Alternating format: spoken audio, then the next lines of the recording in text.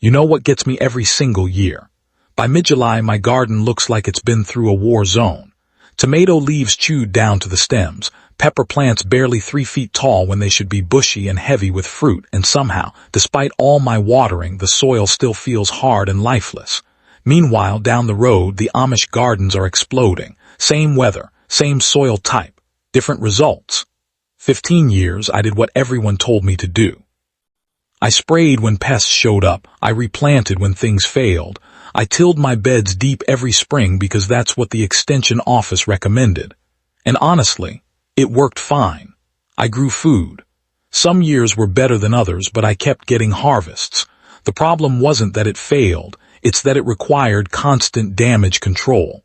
I was always one step behind the garden instead of one step ahead. Observation moment, then I spent a Saturday afternoon in Holmes County walking through an Amish operation, 4 beds in a space smaller than most suburban yards, and I watched something that changed how I think about small space gardening. Their plants looked healthier, not just okay, visibly healthier. But here's what struck me most. There were no damaged leaves, no pest pressure, no bare patches where things had died, and the farmer walked past everything without breaking stride. He wasn't managing crisis after crisis. He was managing the system. I'm standing there looking at rows of tomatoes with barely a nibble on them, watching this farmer walk past a freshly prepared bed without even stopping, and I'm thinking, what am I missing? These gardens are producing 2-3 times what mine do on the same footprint. There's no greenhouse, no exotic tools, no secret fertilizer, just smarter decisions happening earlier. And I realized right then that the difference isn't luck. It's knowing what to plant in June, and knowing how to set it up so the garden does the work instead of you doing all of it. Today, I'm going to walk you through exactly what the Amish plant in June and, more importantly, why those 7 crops are the foundation of turning a tiny garden into a food factory. You'll see the exact timing, the spacing that actually works in confined spaces, and the soil preparation method that eliminates 80% of your pest and disease pressure before it ever starts. Stick around to the end because I'll share the transplant protection technique Daniel Yoder showed me, something so simple that most gardeners miss it entirely, plus the exact bed preparation sequence that's going to compound your yields all the way through fall. This is the framework the Amish use.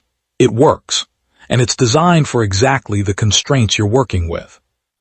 In Holmes County, Ohio, where Amish farming communities have worked the same plots of land for generations, there's a guiding principle called Jelisenheit. It translates roughly to yielding to the natural order, but it's deeper than that. It means working with the soil's rhythm, not against it. And June, that's when the soil is ready. That's when nature says plant. The Amish don't consult planting calendars because they're behind on technology. They consult their soil temperature, their pest cycles, and the proven patterns of the land itself. Now, I'm not here to preach Amish theology or tell you to reject modern agriculture, but here's why this matters for your garden, especially if you're trying to maximize every square inch you have. When you plant whatever's available in May because the nursery has it, when you ignore the seasonal timing that Amish farmers have refined for 3 centuries, you're fighting the biological system instead of partnering with it. You're overriding the natural pest crop cycles. You're planting into soil that isn't ready to support those plants. And 6 weeks in, you're wondering why your yields are half of what they could be. Amish figured this out through generations of observation. Penn State Extension. Soil temperature and crop growth research shows 30-40% higher nutrient uptake in optimal temperature windows. June in the north isn't random. It's when soil temperature stabilizes at 60-65 degrees F consistently, which is precisely when warm season crops like beans, squash, and cucumbers activate their maximum growth potential. Here's how it works at a biological level. When soil hits that June temperature threshold, 3 things happen simultaneously. First, mycorrhizal networks, the fungal highways that connect plant roots to nutrient sources in the soil, become fully active. These networks transfer phosphorus and nitrogen directly to your plant's root zone. You don't spray it on. The soil itself delivers it. Second, beneficial bacteria populations explode. Bacillus and Pseudomonas species that suppress root diseases are now thriving in warm soil. Your plants have natural immune protection built in. Third, pest cycle shift. The insects that devastate spring plantings, cutworms, flea beetles, are already cycling into their mid-season dormancy by June. You're planting after their major damage window. Amish farmers don't think about this in scientific terms, but the result is the same. They're planting into a soil ecosystem that's optimized to support those crops. That's Amish thinking applied to modern small-space gardening. The Amish don't use any technology we don't have access to. No AI soil sensors, no hydroponic systems. They're just choosing to align their planting timing with soil readiness instead of forcing crops into unprepared soil and compensating with inputs. One chooses partnership. The other chooses override. That shift in thinking changed everything for me. I stopped asking, what should I plant? And started asking, what is my soil ready to support right now? And here's what surprised me most. It didn't require buying a single product. No expensive soil amendments. No pest sprays, no technology subscription, just timing, just respect for the system. The 7 crops I'm about to show you. Amish communities plant these in June specifically because June is when the soil ecosystem hands you the advantage. And if you've got a small space, every advantage matters. So here's what we're doing in this video. I'm breaking down the exact 7 crops Holmes County Amish farmers plant in June, the spacing they use, and the soil conditions they wait for before planting. Not theory, not trends, proven systems that have fed families on small plots for generations. If you've got limited space and you're tired of wasted plantings and weak harvests, this is the framework that changes it. Stay tuned. Here's step 1, planting bush beans in June. And this is where the Amish spacing system really starts to look different from conventional row gardening. Most small space gardeners either plant too dense, fighting for nutrients and airflow, or too sparse, wasting the real estate they have. The Amish solve this with a specific geometry. Let me show you exactly what that looks like. Of us follow the seed packet instructions. Space 4-6 inches apart.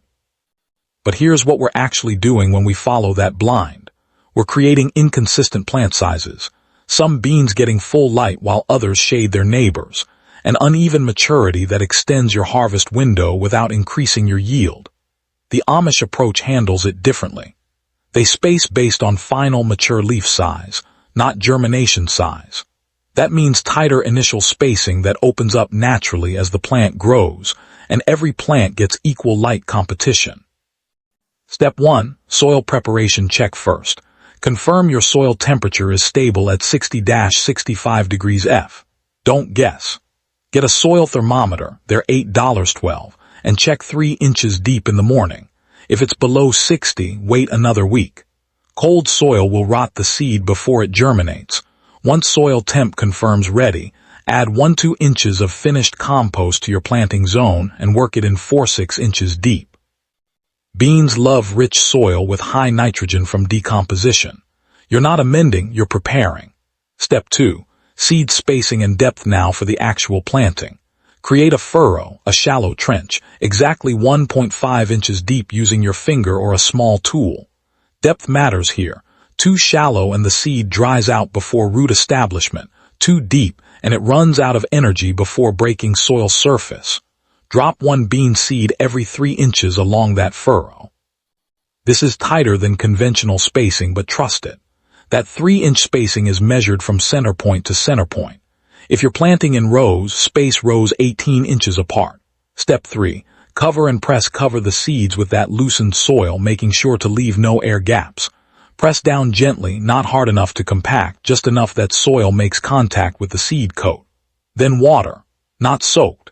Just enough moisture that the top inch of soil darkens. That's your germination trigger. Beans need consistent moisture for 7-10 days while the root emerges, but not waterlogged conditions that invite rot. Here's where most people go wrong with beans. They plant before the soil is warm enough. I see this in mid-May all the time. The seed sits in cold, moist soil, and by day 14 you've got mush instead of germination. If you plant too early, you lose the seed entirely. You end up replanting in late June, shortening your production window. Instead, Wait for that soil temperature. I know it feels late in the season, but beans actually prefer late planting. The soil is warm, the day length is optimal for flowering, and you avoid the cutworm pressure that hits May plantings. Second mistake, planting too deep. More than 1.5 inches and the seed has to burn through reserves just to reach soil surface. You get weak sprouts and delayed germination. Stick to 1.5 inches. That's the magic number. You'll know this is working when you see the first green shoot breaking soil surface between day 7 and day 10. If it's day 12 and nothing's showing, soil temperature was probably 55 degrees F or colder, and you've likely lost that seed.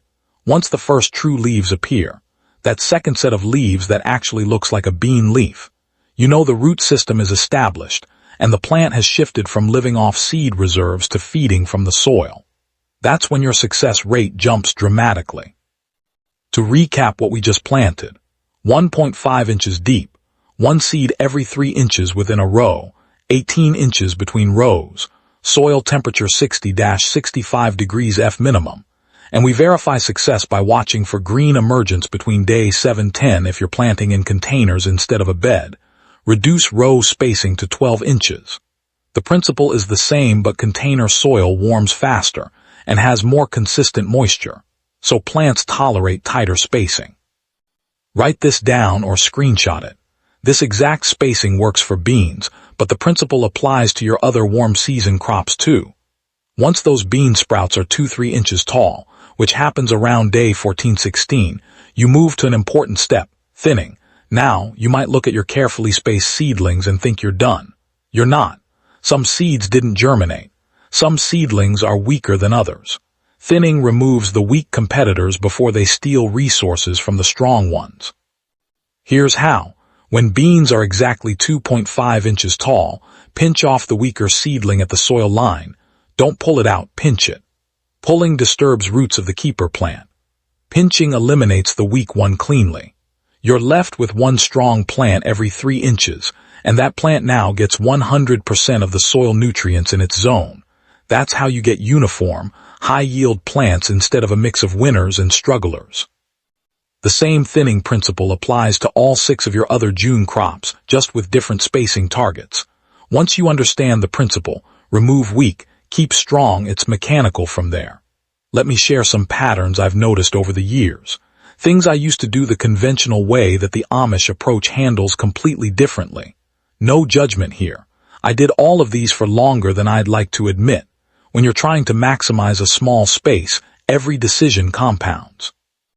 These patterns are the difference between a garden that produces and a garden that survives. Let me walk you through what I see most often. The first pattern is planting whatever's available in May because that's when the garden centers stock it. Tomato seedlings, plant them. Pepper starts, in the ground. Eggplant, why not? Most of us follow the last frost date rule. We get our seedlings into the ground on that magic date, which in the north is usually mid-May. It looks productive. You've got plants in the ground. You feel like you're ahead, but soil temperature is still 55-58 degrees F. You're planting into conditions that the plant tolerates, not conditions where it thrives. The problem is you're planting based on air temperature and calendar convenience, not soil readiness. A tomato seed germinates at 60 degrees F, but it grows at 65-70 degrees F. Plant it at 58 degrees F and you get weeks of stalled growth while roots creep through cold soil. You're not gaining time, you're delaying it. Amish approach waits. They know their soil like you know your kitchen.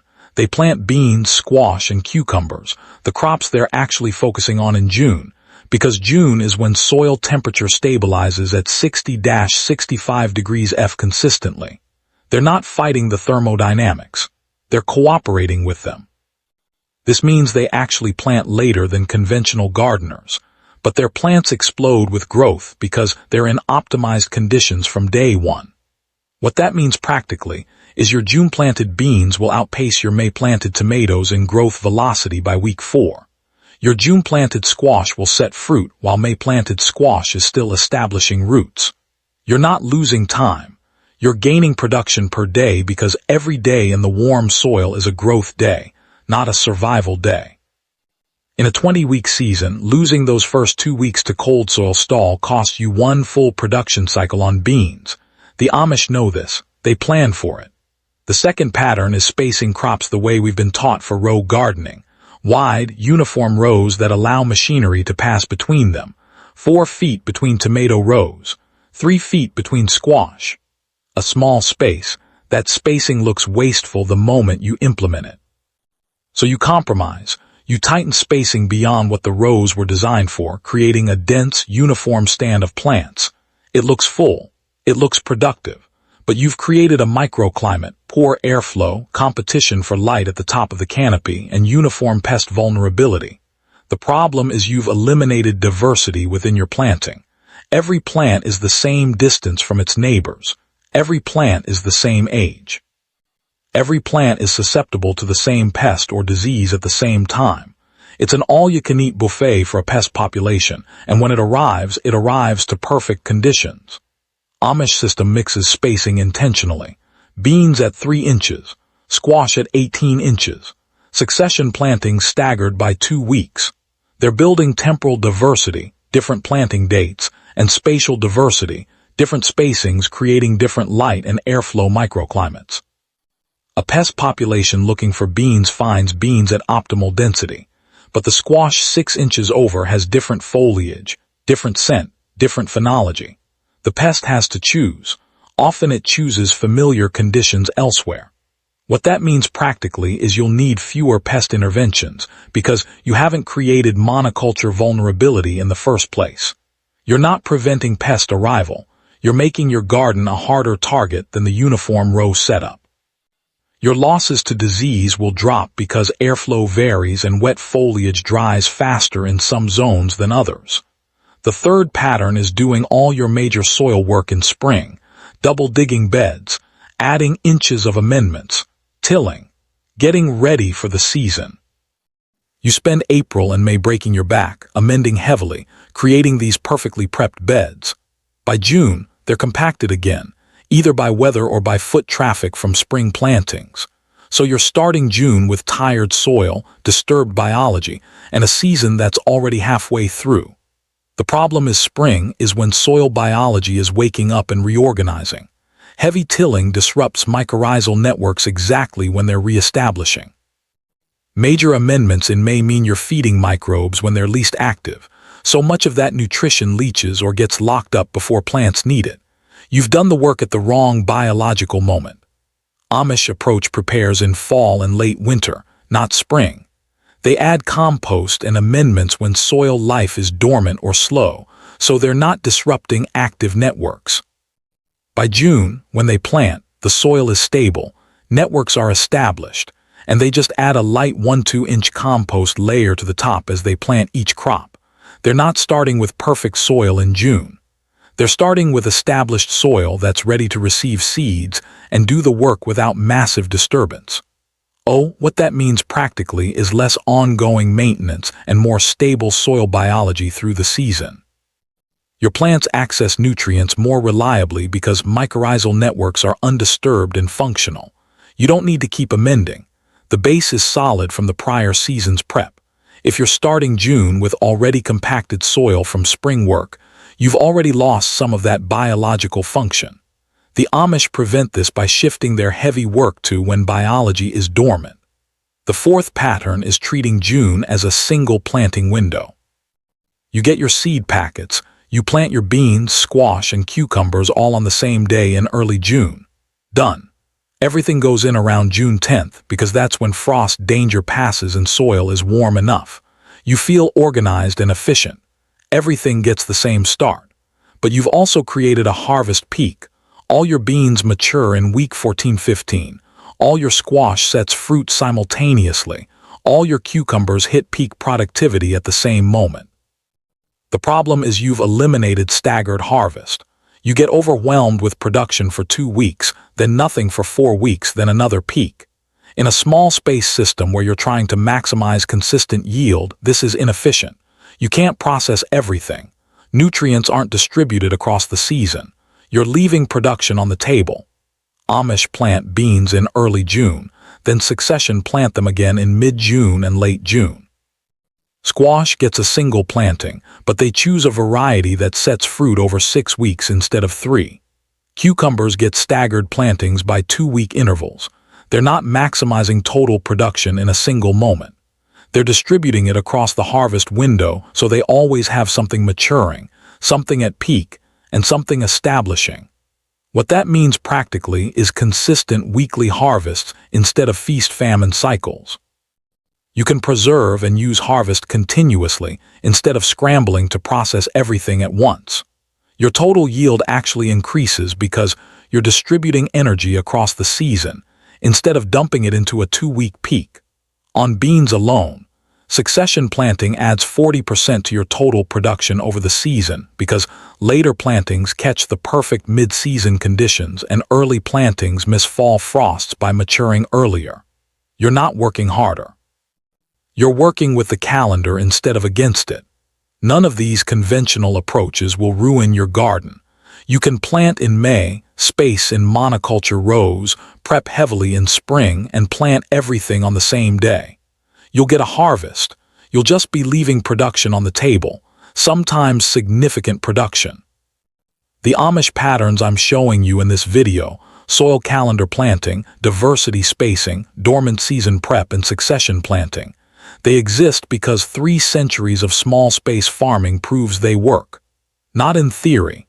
In practice, your tiny garden can become a food factory, but only if you're willing to shift these patterns. Before I learned the Amish approach to June planting, here's what my small space garden actually looked like. I was planting scattered crops across May and June with no timing logic. Whatever was available at the nursery went in the ground. My beans yielded inconsistently. Some weeks I'd get a handful, other weeks nothing. My squash took up enormous space but only produced fruit for a concentrated 4-week window. I'd have overwhelming abundance, then nothing. My soil was declining every year. I'd add amendments in spring, but by midsummer I was fighting nutrient depletion and compaction. My yields were technically productive. I wasn't failing, but I was leaving serious production on the table in a space that small. On a 4x8 bed, I was getting maybe 40–50 pounds of usable vegetables across an entire season. Not bad for a beginner, but not sustainable long-term and definitely not optimized. Then I started studying how Amish gardeners, who work plots half the size I had, were producing 3–4x the food I was. The shift wasn't dramatic overnight. It was systematic first. I started treating June as a soil temperature milestone instead of a calendar date. That alone changed everything about what actually grew. Second, I reorganized my spacing based on plant maturity size instead of germination size.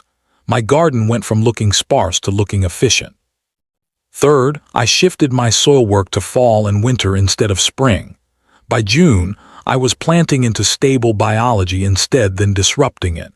And fourth, I started succession planting instead of single plantings. 1 planting date equals feast-famine. Multiple dates equals consistent weekly yields. Visual progression would show. May dense chaotic planting right arrow June organized beds with clear spacing right arrow week 14 first harvest right arrow week 20 peak production. Staggered harvests continuing through season. Now, working that same 4x8 bed with the Amish system. I'm getting 121–40 pounds of vegetables across a full season from that single bed. That's nearly 3x the previous yield in the same space with less total work. My beans now produce consistently. I get 8,100 beans per week from mid-June through August because I'm succession planting. No gaps.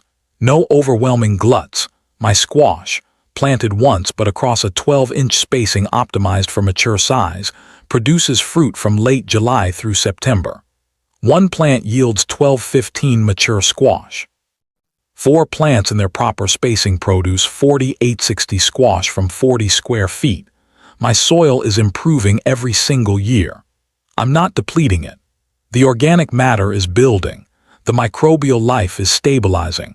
And I'm actually applying fewer amendments annually because the soil is self-sustaining at higher fertility levels. The fundamental difference: I'm working with biological timing instead of against it. Here's the progression as it actually unfolds through a season, Week 1-2, early June, you've just planted. Nothing visible yet except darker soil where you've disturbed it. You're watering consistently, but nothing's happened. This is the hardest part mentally, faith that the timing is correct. Soil temperature is 60-65 degrees F. That's your validation that planting now was right. Week 3-4, mid-June, green shoots are breaking soil surface. Beans show their first true leaves. Squash seeds have germinated and are pushing cotyledons up. You can see life emerging, the psychological shift from faith to evidence. By the end of week 4, beans are 3-4 inches tall. Squash is establishing vines. Cucumbers are running along their intended spacing. The garden has shifted from empty to actively growing. Month 2, mid-July, this is where acceleration becomes visible. Beans are flowering. Squash is setting fruit. You can see the tiny squash forming behind the flower. Cucumbers are producing their first harvestable fruit. The multiplication process is obvious. This is the moment where the yield difference from May plantings becomes visible. Your June-planted crops are in exponential growth. A May-planted tomato is still establishing while June-planted beans are already flowering. Month 3, early August, first major harvests. Beans are producing 60-80 per week. Squash is yielding fruit that's ready for harvest every 3-4 days. Cucumbers are producing daily. The garden has shifted from production mode to harvest mode. This is the moment where soil investment becomes obvious too. Plants are vigorous. Pest pressure is lower than conventional monoculture gardens. Airflow and spacing are working as designed. Full season cycle, June through September. Succession plantings staggered through June maintain harvest continuity. Early plantings finish before frost. Mid-plantings hit peak production in late August. Late plantings extend harvest into September. You've moved from feast-famine cycles to consistent weekly yields. The space is producing continuously instead of in concentrated bursts. Here are your 7 June crops.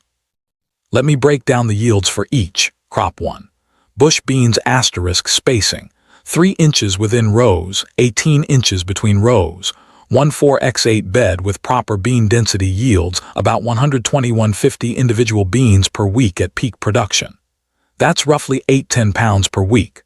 Across 12-14 weeks of production, that's 100-140 pounds total fresh beans from one bed with a single planting.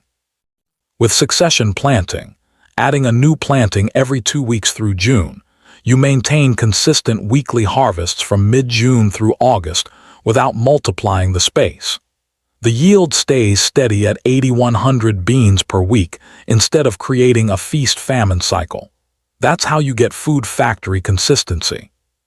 Crop 2, summer squash spacing.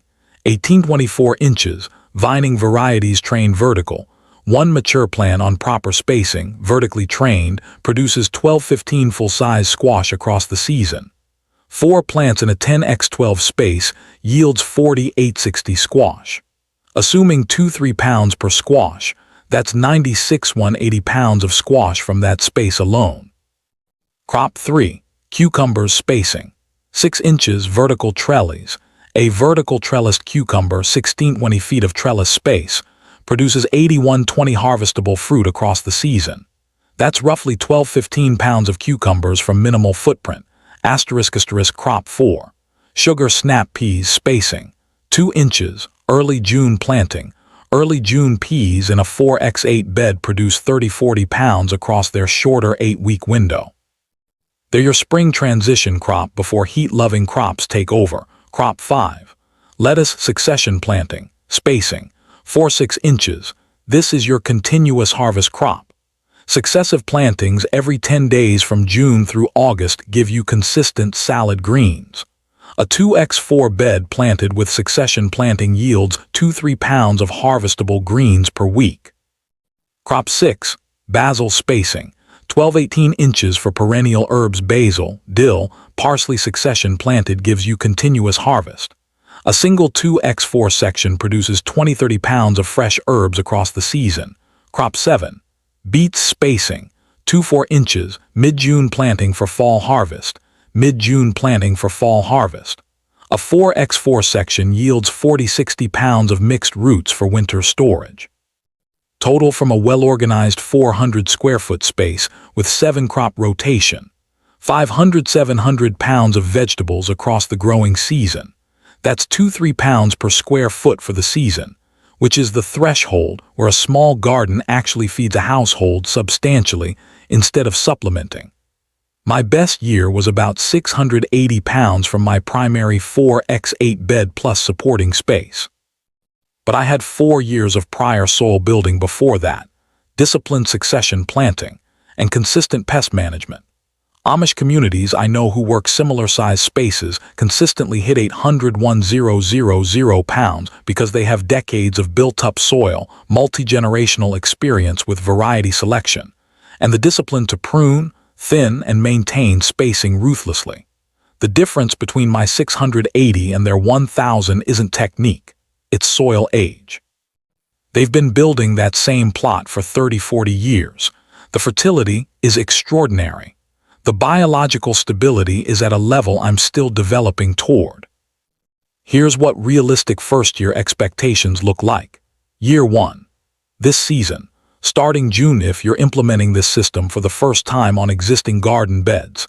Expect 250-350 pounds from a well-managed 4x8 bed. Your soil is not yet optimized. Your learning spacing, succession timing, and variety selection. Some plantings will underperform because you're tuning the system. Pest pressure might be higher than experienced gardeners face. This is not failure. This is baseline. You're building foundation. Year 2, expect 400-500 pounds from the same space. Your soil has received fall amendments and dormant season building mycorrhizal networks are more established. You've eliminated the varieties that don't work for your microclimate. Pest issues have stabilized. Because the system has memory. Year 3, expect 550-700 pounds from the same space. Your soil is genuinely rich now. Not just amended. You understand the timing intuitively. Your succession planting with precision. This is where the food factory label actually applies. I'd rather you start with honest expectations and be pleasantly surprised by month 3 than overshoot expectations and feel disappointed. The Amish don't get their 1,000-pound yields from technique. They get them from time, decades of soil building and biological stability. You can reach 700 pounds in year 3 with this system. That's extraordinary production from small space. Don't undervalue it by comparing to their 30-year advantage. Those are the numbers. That's what shifts when you apply the Amish approach to small space gardening. You're not just growing more food. You're building a system that produces more food with less input every single year. That's the real transformation. The 7 crops I'm about to detail, and the exact spacing, timing, and succession strategy for each, is how you get from 40-50 pounds in scattered plantings to 500+ pounds from the same space. Let's build your food factory. Here's where we start. If any of this changed how you think about June planting, if you're tired of fighting the same timing mistakes every season and watching your small space underperform, if you want a garden system that actually compounds in productivity instead of depleting every year, I'd really encourage you to stick with the garden workshop. This isn't a one-off video. The 7 crops are just the beginning of a framework that scales to whatever space you have. Now, if you want more of these deep dives into how traditional cultures approach the small space garden, I drop new videos every Thursday, same day, same time. Next Thursday, Amish integrated pest management. These aren't trend videos, they're systems videos, and I build them for small space gardeners who are serious about making their space actually productive. Hit the bell notification so you don't miss them. Here's what I want to know from you in the comments below. Have you grown any of these 7 crops before? If so, which one surprised you most, either in yield or in how much space it actually needs? Or if this is your first time gardening in a small space, what's your biggest concern? Are you worried about pests, about timing, about whether a small space can actually feed you? Here's what I know. If you're watching this video, you're not looking for a hobby garden. You're looking for a system that works. A garden that respects your time investment and actually produces. The Amish have proven this works. I've proven this works in my own space. And hundreds of small space gardeners are proving this works right now. If this video changed how you think about your garden, if it shifted you from "can I grow enough" to "here's exactly how." Please share it with someone who's been wanting to start gardening but feels overwhelmed by the noise. Thanks for spending time with the Garden Workshop. I'll see you next Thursday with the next system. Until then, let your soil rest and your mind plan.